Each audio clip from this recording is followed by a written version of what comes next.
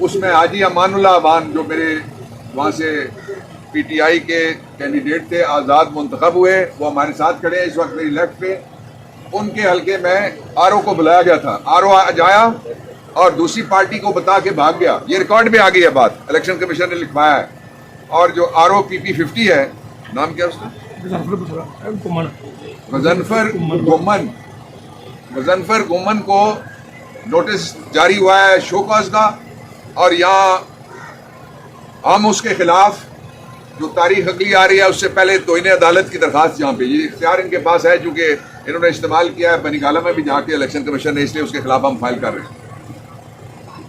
और जो दूसरा है, 3 बड़े वो फैसले हुए हैं, मैं उनके ऊपर कमेंट करना चाहता हूँ। पहला फैसला ये है कि आइन में लिखा हुआ है कि जिस पार्टी के पास ज्यादा वोट हैं, और वहां लिखा हुआ पार्टी नहीं बल्कि पार्लिमानी पार्टी, और पार्लिमानी पार्टी है हमारी जो सुन्नी काउंसिल, उसमें ये फैसला किया इलेक्शन कमीशन ऑफ पाकिस्तान ने, जो आइन की सरीह खिलाफ वर्जी की है कि हमारे जो बनते हैं मेंबर, खवातीन के भी बनते हैं और हमारे बनते हैं माइनॉरिटी के भी, वो उन्होंने कहा किसी और को दे दो, तो वो आपको क्यों ना दे दिए जाए, इनको क्यों ना दें, इनको क्यों ना दें। उन्होंने एक ऐसा खाता खोल दिया है जिससे पाकिस्तान का आइन खत्म हो गया इस हद तक। आइन कहता है कि जो पार्लिमानी पार्टी है उसकी जो स्ट्रेंथ है मेंबर्स की, जितनी उसकी तादाद है, उसके मुताबिक उसको मुतनासिब तौर पे सीटें मिलेंगी।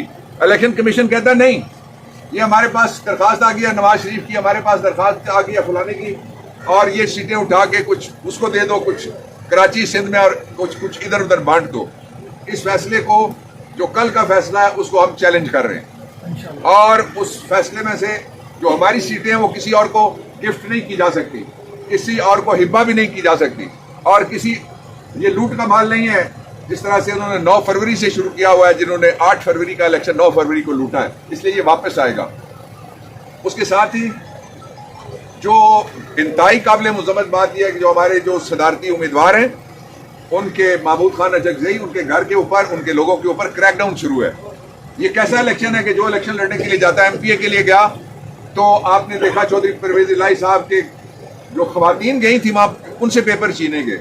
और जो आखिरी इलेक्शन हो रहा है सदर का, वो भी गैर आईनी और गैर कानूनी है, इसलिए कि पूरे पाकिस्तान में जो सदर का इलेक्टरल कॉलेज है उसकी 93 सीटें इस वक्त मौजूद नहीं है। जब मैं आपसे बात कर रहा हूँ, 93 सीटें उसकी इस वक्त मौजूद नहीं है। उसके साथ ही जो एक किस तरह से मजाक हो रहा है आइन के साथ कि एक आईनी ओहदेदार जो इस वक्त भी मौजूद हैं सेनेट के अंदर, MPA का इलेक्शन लड़ा, MPA हो गए, दोनों ओहदे पास हैं। ये पता लगता है मार्शल लॉ है, जिसमें जनरल मुशर्रफ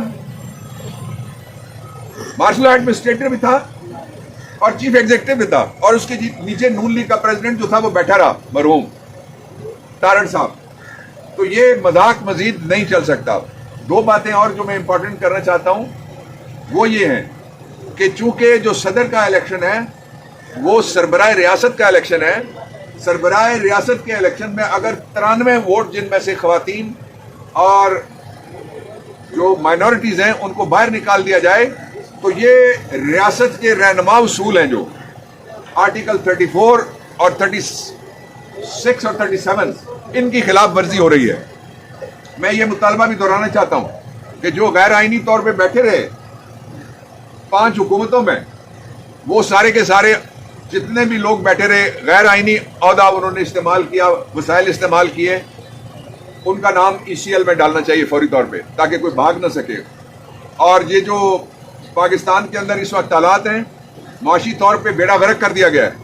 जितने महंगा पेट्रोल होने जा रहा है, गरीब आदमी गधा गाड़ी पे बैठने पे मजबूर हो जाएगा और साइकिल चलाने पे मजबूर हो जाएगा। हो सकता है कि वो साइकिल में भरी जाने वाली हवा के ऊपर भी टैक्स लगा दें। अभी IMF के साथ इन्होंने वादा किया कि हम 18% GST लागू कर रहे हैं पेट्रोलियम प्राइसेस पे, और एक महीने में नहीं, एक हफ्ते में नहीं, एक रात में ये तब्दील कर रहे हैं रेट, जिसका सीधा सीधा असर गरीबों पे होता है। और मैं वो लोग जो बोलते नहीं है, आप इस पे जो नहीं बोल रहे वो कौमी मुजरिम है, इस पे बोलना चाहिए, इस पे बात करनी चाहिए, जिसके जरिए से पूरी कौम के ऊपर कर्ज लादा जाएगा और महंगाई और लादी जाएगी और नौकरियों के दरवाजे जो है वो सारे बंद किए हुए हैं। और जो पंजाब में खातून को बिठाया गया है, उसके नतायज, जो गैर हतमी नतायज सामने आना शुरू हो गए अभी से ही। इसलिए कि उसने हर तरह की पोस्टिंग ट्रांसफर अपनी करके बाकियों पे पाबंदी लगा दी है। मेरे साथ राब्ता किया कुछ टीचर्स ने, जो स्पाउस पॉलिसी के तहत टीचर अगर एक जिले में है या कोई लेडी डॉक्टर एक जिले में काम कर रही हैं तो उनके दूसरे जिले में अगर स्पाउस है तो वहां उनकी ट्रांसफर हो सकती है। उसमें पाबंदी लगा के फैमिलीज के दरमियान एक दरार डाली गई है जो इंतहाई काबिल मुजम्मत है। Thank you. हमने दरख्वास्त दायर की है आरओ के खिलाफ